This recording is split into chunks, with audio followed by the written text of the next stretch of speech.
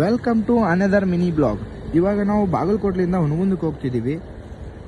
ಇಲ್ಲಿ ನೋಡ್ರಿ ನಮ್ಮ ಮುತ್ತುರಾಜ್ ಹೆಲ್ಮೆಟ್ ಹಾಕೋ ಅಂದ್ರೆ ಒಟ್ಟೆ ಹೆಲ್ಮೆಟ್ ಹಾಕ್ತಿಲ್ಲ, ಹಾಗೆ ಕುಂದಿರ್ತಾನೆ ಬ್ಯಾಕ್ ಸೈಡು. ಸೇಫ್ಟಿ ಭಾಳ ಇಂಪಾರ್ಟೆಂಟ್ ಹೆಲ್ಮೆಟ್ ಹಾಕಿದ್ರೆ.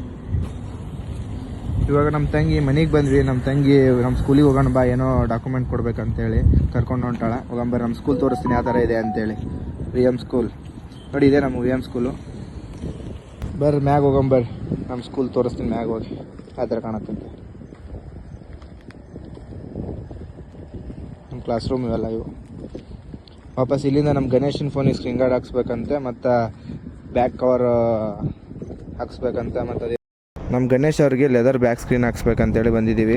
ಇಲ್ಲಿ ಎಷ್ಟು ವೆರೈಟಿ ಇದೆ ನೋಡಿ, ಬನ್ನಿ. ಎಲ್ಲ ವೆರೈಟಿ ಇದೆ. ನಮ್ಮ ಗಣೇಶ್ ಅವರು ಇದ್ರೆ ಸ್ಕ್ರೀನ್ ಗಾರ್ಡ್ ಇದೆ, ಮತ್ತು ಗೊರಿಲ್ಲಾ ಸ್ಕ್ರೀನ್ ಗಾರ್ಡು, ಮತ್ತು ಎಲ್ಲ ಇದೆ. ಸ್ಕ್ರೀನ್ ಗಾರ್ಡು ಇಲ್ಲಿ ಅವೈಲೇಬಲ್ ಇದೆ.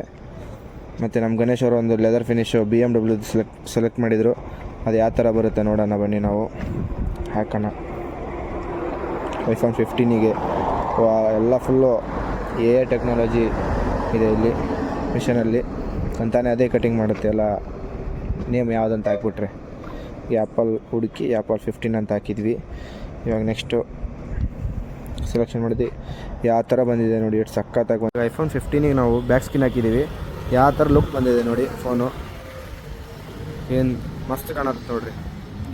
ಯಾರ್ಯಾರಿಗೆ ಈ ಥರ ಹಾಕ್ಸ್ಕೋಬೇಕಂತ ನಮ್ಮ ಗಣೇಶ್ ನೋಡೋರು ರೊಕ್ಕ ಹೆಂಗೆ ಚೀಲದಾಗ ಹಿಡ್ಕೊಂಡು ಹೊಂಟವನೆ ಹಂಗೆ ಬ್ಯಾಂಕಲ್ಲಿ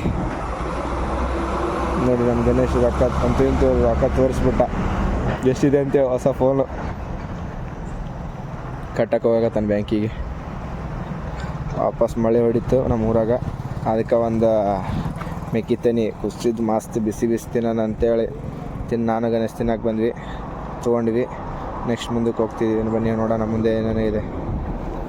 ಮುಂದೆ ನೋಡಿ ಇಲ್ಲಿ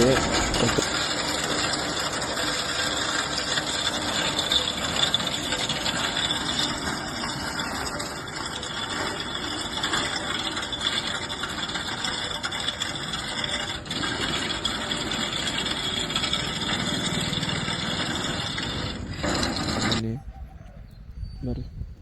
ನಾನು ಮುತ್ತುರಾಜು ಮತ್ತು ಗಣೇಶ್ 3 ಸೇರಿ ಇಡಾಕತ್ತೀವಿ. ಇಲ್ಲೇನು ಯಾರಿಗೂ ಅಪಾಯ ಆಗಬಾರ್ದು ಅಂತೇಳಿ, ಏನೂ ಆಗಬಾರ್ದು ಅಂತೇಳಿ ಮುಂದೆ ಮುಂದೆ ಹೊಂಟಿವಿ. ಇಲ್ಲಿ ನೋಡಿದ್ರೆ ಲಾರಿ ಹೊರೋಗಿ ಇಟ್ಬಿಟ್ಟಾರ ಡಿವೈಡ್ರಿಗೆ. ಇನ್ನೇನು ಯಾರಿಗೂ ಏನಾಗಿಲ್ಲ, ಎಲ್ಲರೂ ಸೇಫ್ ಆಗಿದ್ದಾರೆ. ಇನ್ನೂ ಅಪಾಯ ಆಗಿಲ್ಲ ಯಾರಿಗೂ. ಬೇರೆ ಗಾಡಿ ಓನರಿಗೆ ಮಾತ್ರ ಪಾಪ ಹೆವಿ ಲಾಸ್ ಆಗಿದೆ. ಗಾಡಿ ಫುಲ್ಲು ಮುಂದೆ ಏನು ಉಳಿದಿಲ್ಲ, ಫುಲ್ ಲೋಡ್ ಇದೆ. ಹೊಸ ರೋಡು.